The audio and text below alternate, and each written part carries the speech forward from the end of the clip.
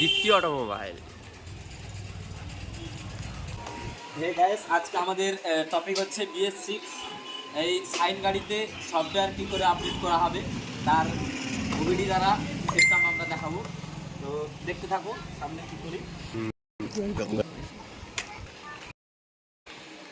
দেখো আমাদের এখানে আমাদের বিভিন্ন রকমের জ্যাক দেওয়া আছে, Royal Enfield, Hero Xpulse, TVS Jupiter, Apache RTR, Yamaha, Hero, এখানে বাজাজ কেটিএম এবং এখানে লেখা আছে দেখুন R15, Honda, Pep plus, Suzuki. তো এটাই আমাদের এই কটটাই আমাদের হবে। তো আমরা লাগাই একদম, হ্যাঁ ধরো আমরা কটটারে ইনজেক্ট করলাম।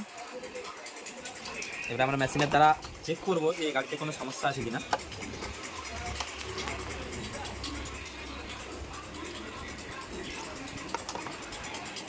তো এইখানে লক চালু করো, দেখতে পাচ্ছ তোমরা এখানে মেশিনে আমাদের সিস্টেম এসে গেছে।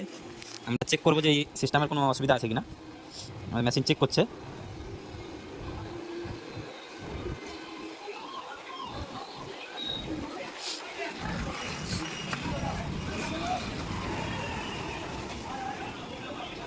একটু দেরি হচ্ছে, ফার্স্ট টাইম তো কানেকশন করা হয়েছে, তো তার জন্য।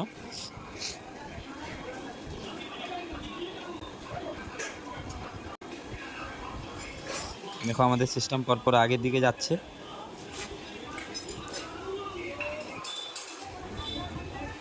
এই তো আমরা এখানে বর্তমান রেড ডিটিসি এখানে দেখাচ্ছে, মানে কি কি প্রবলেম আছে এটা আমরা চেক করব। তো বর্তমান চেক করছি, এখানে দেখাচ্ছে নো কার্স আর ইউ, না এখানে কোনো প্রবলেম, এই গাড়িতে কোনো প্রবলেম নেই, ঠিক আছে। তো আমরা বর্তমান এর ভোল্টেজ চেক করব, লাইভ ডাটা। গাড়িটাকে স্টার্ট করলে আমাদের আরপিএম এখানে কত কী করে আছে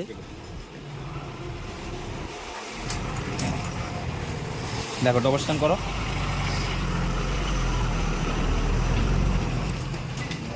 তারপরে আমরা লাইভ ডাটা দেখবো, স্টার্ট করো।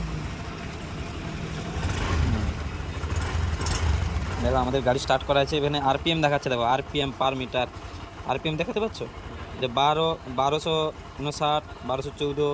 এটা নর্মাল আছে আমাদের, নর্মাল। তো এই জন্য এই গাড়ির কোনো সমস্যা নেই।